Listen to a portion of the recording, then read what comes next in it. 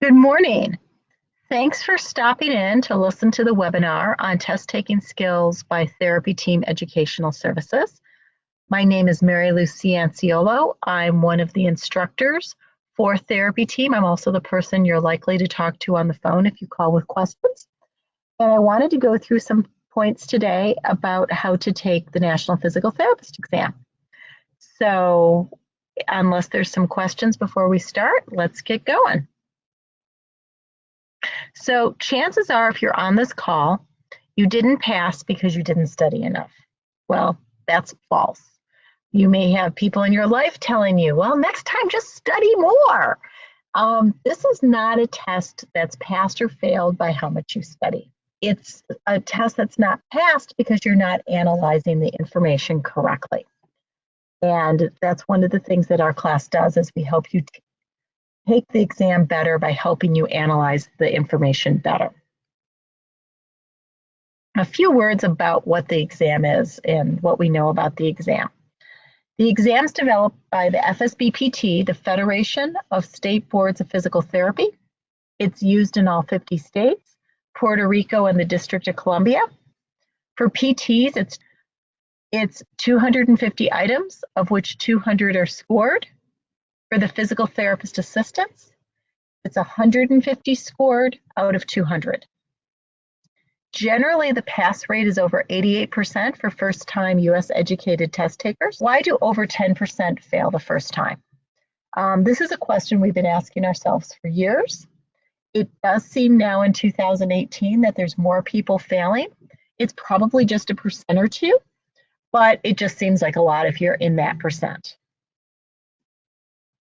So right now we're dealing with a relatively new content outline. The Federation of State Boards of Physical Therapy develops a content outline every 5 years. And this is the blueprint of what all entry-level PTs are expected to know during the first 6 months of practice. So the questions are written by physical therapists and physical therapist assistants. The Federation does an excellent job of getting people nationwide, all practice settings, all levels of experience, to write these questions. As someone who's been working with this exam for a long time, I think it's a really good exam. The question writers are extensively trained, and there's a review process that we do think results in pretty good questions that do test your entry-level competency at multiple choice questions, which should translate to your entry-level competency in the clinic, the hospital, or wherever your practice setting is. So it's a fair and well-developed exam. Some of the people that are involved in this exam process are the item writers, obviously. You also have the item writer coordinators. These are people who've been writing questions for a while, who work with newer writers to make sure that the items meet the criteria. The item bank review committee reviews new items sent from the item writer coordinators. The review committees are writers that are actually a little bit more experienced, and they will review questions from a general subject area.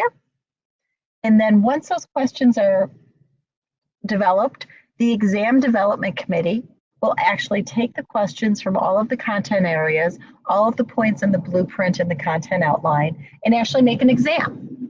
And they make an exam that reflects the content outline, that has both test and pre-test items, and the pre-test items will match the format of the content outline. So let's talk about pre-testing. Newly written items are pre-tested as unscored items to a statistically relevant number of students. So these students are all US educated on their first or second attempt at the National Physical Therapist exam. It's believed by the Federation from their research that these are the most representative individuals to actually test these items. Every exam has 50. They reflect the content outline of the exam. And one of the myths of the exam is that there's one block, and students will say this to me frequently. Oh, there was that one block of pre-test items, they were impossible. Well, believe it or not, they're not in one block. They're 10 per block in the PT and 12 per block in the PTA. They do it this way so you can't tell them apart from the real questions. So rule 1 for success, that I'm going to give you today, the pretest rule. So despite this elaborate process, the item writers, coordinators, exam developers, on every exam, when they look at the results and they look at the pretest items, about 20% of the pretest items just don't work. They thought it was going to be B, but basically people split between A and C, or maybe A, B, and C. So there was no coordination on what the answer was going to be. The point is, the Federation thought it was going to be one answer, but it wasn't clearly that answer to their statistical level of certainty that they wanted it to be an actual item in the end. So now some of you are going to say, well, that's all of these questions. None of these questions have a clear answer, and I couldn't make up my mind. Well, when you really think about it, it's probably 2 questions per block that you were completely stumped on. Chances are those are pretest items because you're all smart enough. You all went to PT school. You all have a core knowledge.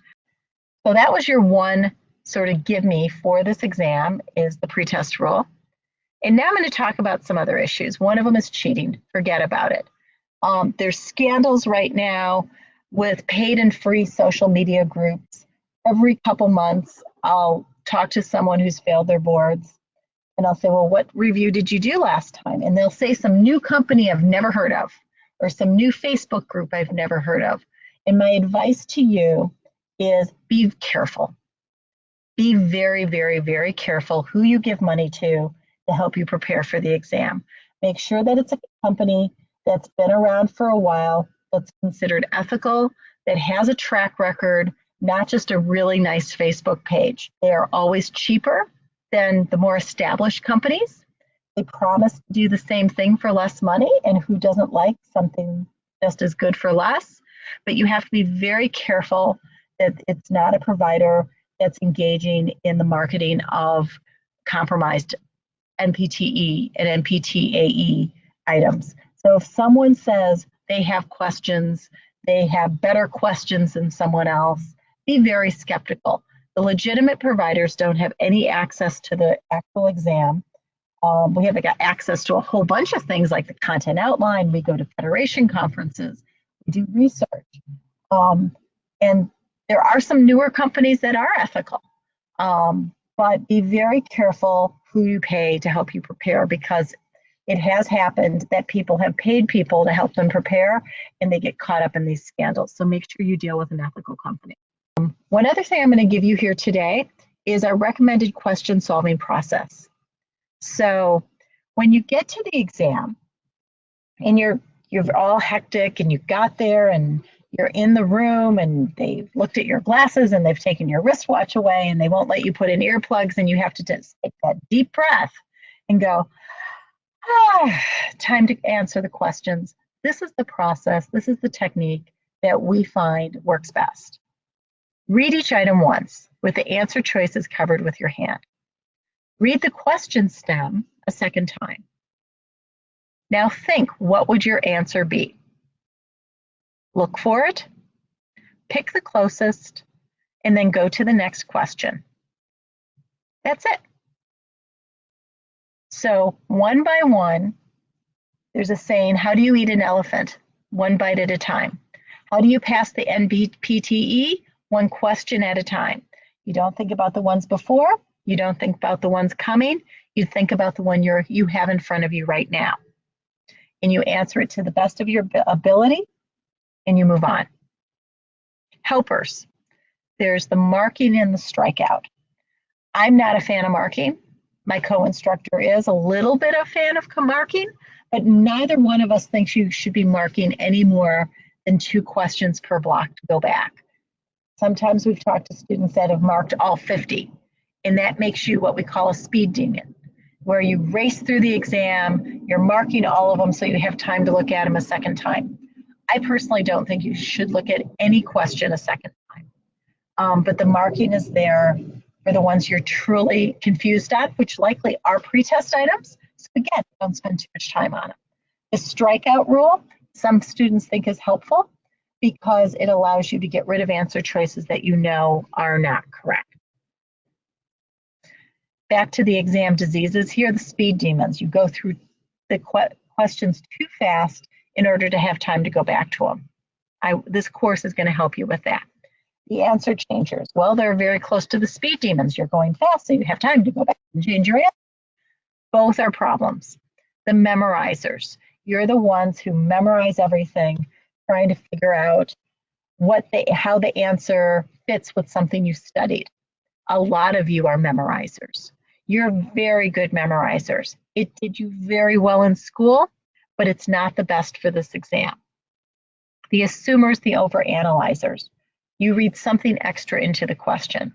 One thing we know for a fact from the Federation is there's no extra information in these questions, but you have everything you need in these questions to answer them correctly. How to manage your exam day.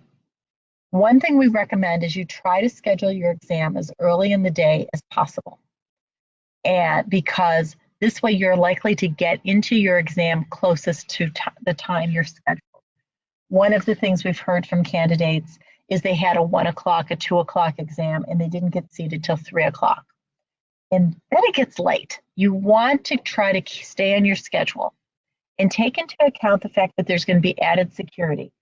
Don't bring anything you don't need. Leave everything in your car or even better at home, including your cell phone. Just basically have your car keys and some food, which brings us to breaks and meal planning. Bring food. Even if you're one of those people who never gets hungry, bring a snack. Bring something healthy that works with your body. Probably a Big Mac, fries, and a large Coke that you picked up on the way to the testing center is not what you want to have with you. But think about this ahead of time. What are you going to bring on exam day? Don't wait till the last second. And then use your breaks. Think of this test as 5 one-hour exams. If you finish early and you have 10 minutes left, take a break. I know the clock is running. Take a break, go out, even if it's 5 minutes, do some jumping jacks, do some stretches, spin around, take a bio break, whatever it is that you need to do, just so you're ready for that next block. And then after the second block, you have your scheduled break where the clock stops for 15 minutes. Take it. Take as much as you can. Raise your hand, get the proctor to come over, log you out, then log you back in. Take advantage of that break. Think about this a few days ahead. You should know what you're going to bring with you by Sunday night before your test day. And your study plans. When you do a course like ours or any course, as you go through it, write down your problem list. Make a list of those issues that you feel you need to go back over after the class. And then from when you're done with the class until you take your test, focus on those problems. You know a lot. None of you are listening to this because you don't know anything about physical therapy. But what you need to learn better is how to break down and analyze the questions better, and that's what we can help you with. So that's it. I thank you very much for joining me this morning. If you have any questions, you can call us at 877-476-6684, and have a great day.